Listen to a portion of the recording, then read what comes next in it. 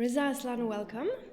You're an Iranian-American writer, scholar of religions at the University of California, and you're very involved in today's religious and political issues in the US. Today, Western world perceive Islam as a homogeneous group, a unified group, and you proved in your several books that this is really not the case.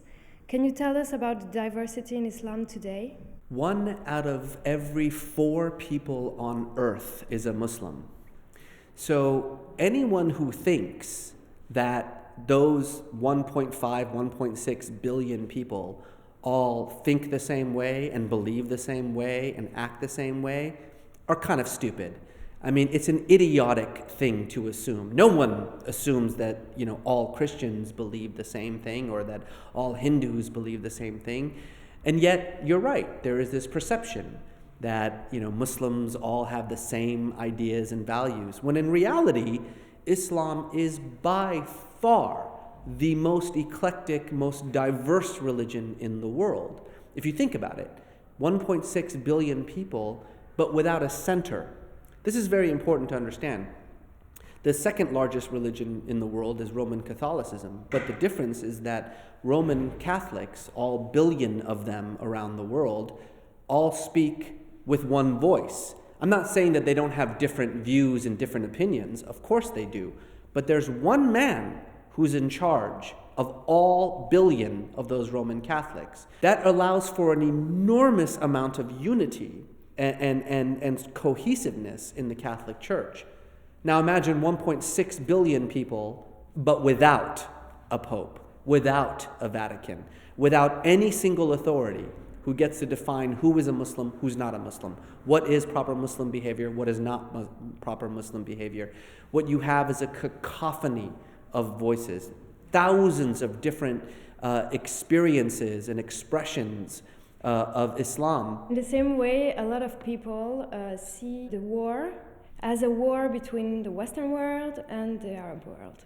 But you explained that this war within the Arab world is more a war between moderates and extremists. Well, first of all, I think it's important to expand that and understand that what we're talking about is not just the Arab world. In fact, Arabs make up some 12, 13% of the world's Muslims. I know that most of our focus in the West, especially in Europe and North America, is on this one region. And of course it is, because we have a lot of interests in this region. But Arabs are not the Muslim world. Of the top 5 most populous Muslim countries in the world, only one of them, Egypt, is an Arab country. The future of Islam is not in the Middle East. The future of Islam is in Indonesia, it's in Malaysia, it's in Turkey, it's in Senegal.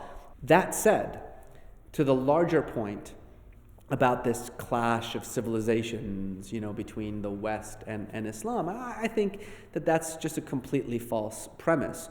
Yes, it's true that what we're seeing over the last 100 years, not just over the last 10 years, but over the last century, we've been seeing a real conflict taking place within Islam itself, a conflict over authority, a conflict over who gets to define Islam, whether it's the various institutions and the ulama and the imams, or whether it's individuals themselves who get to do so. And that conflict, as it has in all great religions, has led to enormous strife, war, bloodshed. I mean, this is what happens when global religions have these Reformation periods. Now, it is true that because we have so many vested interests in the Middle East, that the Western world, especially Europe and North America, has been dragged into this conflict, and deliberately so dragged into this conflict.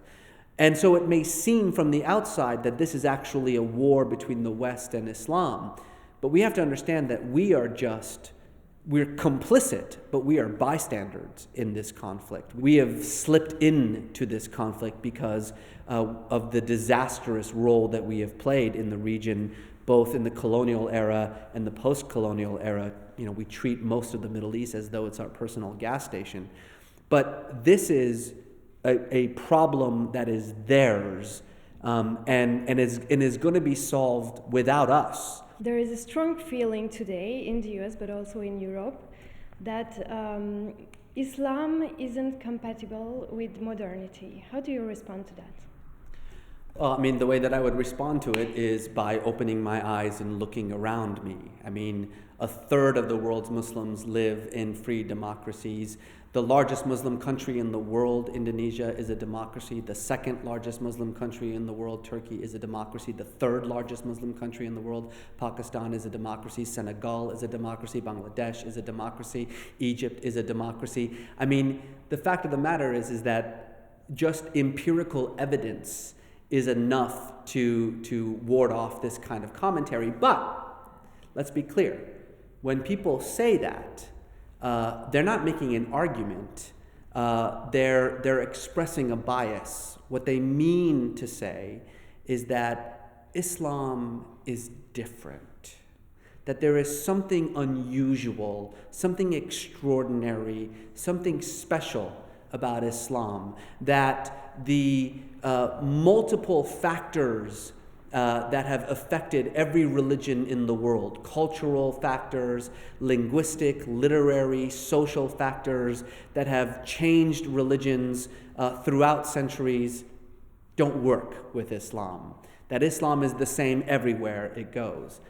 Again, one does not need to debate that view. Just simply saying it is enough to understand how ridiculous and illogical the point is. Recently, there were some issues regarding the media and freedom of speech. There is a huge gap between freedom of religion, respect of beliefs, and freedom of speech. What is the good compromise or balance? I don't know. I mean, I don't know if there is a compromise. I mean, it depends on where you are. I mean, let's be perfectly honest here. This is not about just freedom of speech versus freedom of faith. The fact of the matter is that if you're in Germany, you don't have the freedom to espouse Nazi propaganda. And in fact, YouTube is blocked in Germany from showing any kind of Nazi propaganda. If you're in Turkey, you're not allowed to espouse anti-Ataturk sentiments. And in fact, YouTube in Turkey is forbidden by law to show any kind of videos denigrating Ataturk. And yet, we say Germany is a democracy, Turkey is a democracy.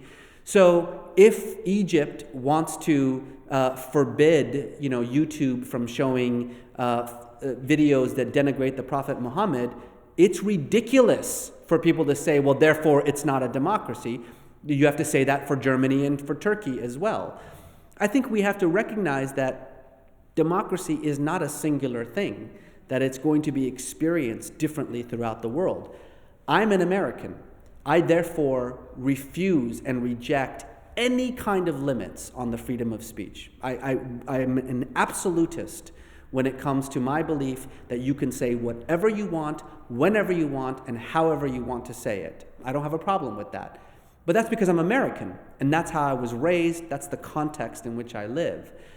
I think that these discussions are important to have. If you start saying that there are certain things that you cannot talk about, well, who gets to define those things? Who gets to define what is denigrating to a religion? These are impossible questions to be answered, and so I think the best thing to do is to not answer them. What are American Muslims' challenges, especially after 9/11? It's interesting. The American Muslim community is in this weird paradox right now. On the one hand, it's incredibly wealthy. It has the highest levels of wealth of any immigrant community in the United States. It has the highest levels of education and literacy of any immigrant community. It even has the highest citizenship rates of any community. Very small numbers, 3.5 million, about 1%. Of the population, but rich, integrated, assimilated into every level of American society. And yet, over the last few years, since 2005, 2006, not as a result of 9/11, on the contrary, I think it's a misperception to think that 9/11 made life difficult for Muslims in America. It did not. 9/11 made life difficult for Muslims in Europe. And as a deliberate result of importing Europe's great Islamophobes, the Geert Wilders and the British National Party and the ultra-right parties in places like France and in Italy, by adopting the strategy and the methodology of Europe's very successful Islamophobia industry, the United States over the last few years has managed to create the same sense of fear, the same sense of anxiety about America's Muslim population that so many Europeans feel about their Muslim populations. And so, for instance, in the United States, you hear over and over again in the political mainstream about the Muslim takeover of America, that any minute now, the 1% of the population of the United States that's Muslim is on the verge of taking over the entire country. It's ridiculous. It's laughable. And yet, in a time of economic crisis, in a time of political instability, in a time in which many Americans are facing a real economic and identity crisis, it's a message that works. Fear sells. Fear gets you votes. And so what we're seeing, this sort of surge of Islamophobia in the United States, it's a very new yet successful phenomenon. So is it possible to change people's mind on this anti-Muslim feeling? Yes, it is possible to change people's minds, but not through the way that a lot of people think. There is this tendency to think that education or information can change people's minds, that if people just learned more about Islam, then they wouldn't be so afraid of Muslims. That's ridiculous. Education doesn't change perceptions. Bigotry is not something that resides in the mind. Bigotry resides in the heart. Bigotry is about fear, not about ignorance. And the only way that you can battle fear is through relationships. Polls show that if you just know one Muslim, that it cuts in half your negativity rating of Islam. Because if you know a person, if you actually know an individual, then you can't see him as just a symbol. Thank you very much, Mr. Aslan. My pleasure.